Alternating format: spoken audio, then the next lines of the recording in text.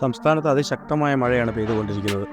അതോടൊപ്പം തന്നെ കനത്ത കാറ്റും നാശം വിതയ്ക്കുന്നുണ്ട്.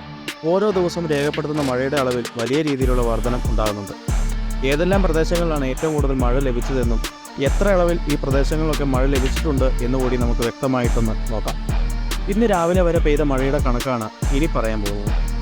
ഏറ്റവും കൂടുതൽ മഴ ലഭിച്ചിരിക്കുന്നത് കാസർഗോഡുള്ള കുടലൂർ എന്ന് പറയുന്ന പ്രദേശത്താണ്.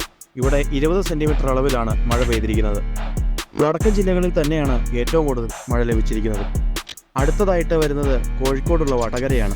വടകരയിൽ 19 സെൻറ്റിമീറ്റർ അളവിലാണ് മഴ ലഭിച്ചിരിക്കുന്നത്. അത് കഴിഞ്ഞാൽ വരുന്നത് കാസർഗോഡുള്ള ഹോസ്ദുർ എന്ന് പറയുന്ന പ്രദേശത്ത് തന്നെയാണ്. ഹോസ്ദുർ ലഭിച്ചിരിക്കുന്ന മഴയുടെ അളവ് 17 സെൻറ്റിമീറ്റർ ആണ്. അത് കഴിഞ്ഞാൽ കണ്ണൂരാണ്. കണ്ണൂരിൽ പെരിങ്ങോം എന്ന് പറയുന്ന സ്ഥലത്ത് 15 സെൻറ്റിമീറ്റർ അളവിലാണ് മഴ ലഭിച്ചിരിക്കുന്നത്. അത് കഴിഞ്ഞാൽ ഇടുക്കിയിലേക്കാണ്. ഇടുക്കിയിലുള്ള പീരിമേട്ടിൽ 14 സെൻറ്റിമീറ്റർ അളവിലാണ് മഴ ലഭിച്ചിരിക്കുന്നത്. ഇങ്ങനെ ഓരോ പ്രദേശങ്ങളിൽ ലഭിക്കുന്ന മഴയുടെ അളവ് എന്ന് പറയുന്നത് അത് വലിയ അളവ് തന്നെയാണ്. കനത്ത മഴയാണ് പെയ്തുകൊണ്ടിരിക്കുന്നത്. കാറ്റും കൂടിയുണ്ട്. വലിയ രീതിയിലുള്ള ജാഗ്രതാ നിർദ്ദേശങ്ങളൊക്കെ ജനങ്ങൾക്ക് നൽകുകയും ചെയ്യുന്നുണ്ട്. ഇതൊക്കെ കൃത്യമായി പാലിക്കുക തന്നെ വേണം.